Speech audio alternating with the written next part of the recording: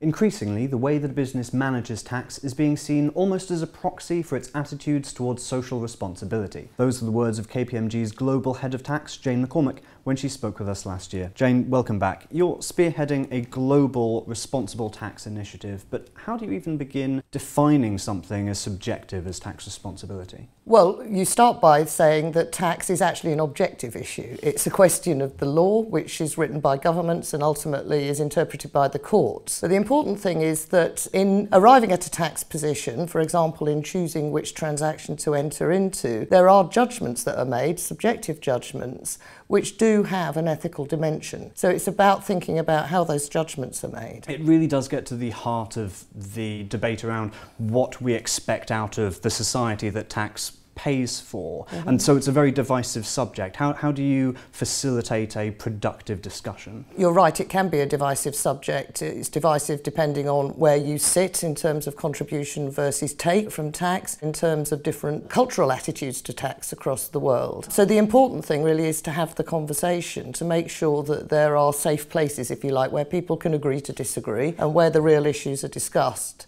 So there's a real sense in which the conversation is itself an objective. But in that conversation, I suppose you need to frame it, you need to agree what are the issues. And there's no easy answers, but even setting the questions themselves, what are the issues that need to be addressed, that must be extremely challenging. Well, it is, and the important thing to remember is that no one group of people has all of the answers. Even people who are tax experts, if you like, don't have all of the answers to these rather bigger questions of who should be paying the burden, how should taxes be collected.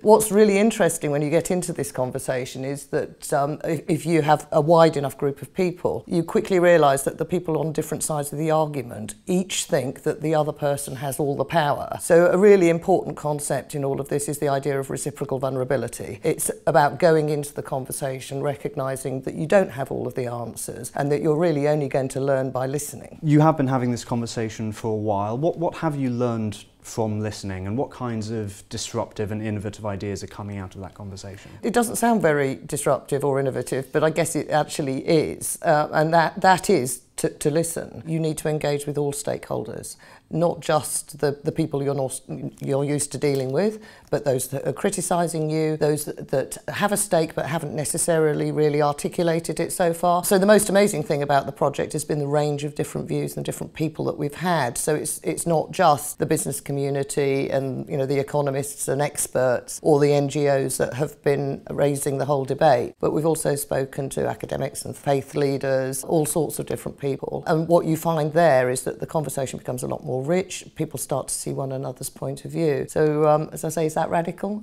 It felt it when we started. You are making this conversation global now. That's got to be very difficult as well, because tax competition is very much at the heart of different countries' economic plans. We're in an interesting situation at the moment, because things like the OECD BEPS programme, which was born out of the desire to have more integrity in the international tax system, are progressing, and we're making progress towards getting some agreement about how that works. But on the other hand, in tax, as in so many other areas in life at the moment, we are seeing people tending to retreat to the nation state and start to think, how do I use the tax policies to attract investment? How do I police the borders of my own tax regime?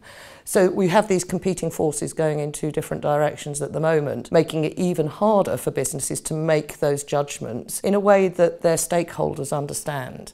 But it's not going to stop us from trying. When countries are competing over tax, what is the risk that the developed economies just surge forward, leaving developing economies behind? Well, clearly, one needs to look at that, because there is inequality in terms of the capacity of the tax authorities sometimes to police their own borders. But I think that is a risk that is very much overstated, because tax competition tends to be between countries that are broadly similar. You're using tax to compete to make a slight difference between two countries that otherwise have broadly similar attractiveness in terms of infrastructure or whatever. It's not a very highly developed economy, a capital producer, an intellectual property producer competing with an underdeveloped economy. That's not what's going on. There is this perception that there's this sort of pot of gold that the developing economies could get if only they could do battle with the developed world. Yeah. And in fact, that pot of gold isn't there. I think that's an overstated issue, but that's not to say that we shouldn't be working with governments and businesses in developing countries to make sure they have the capacity to deal with the collection of their taxes in the way that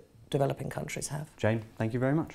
My pleasure. Thanks for watching. You can find out more about responsible taxation at europeanceo.com, and please subscribe for the latest business, finance and strategic insights transforming Europe.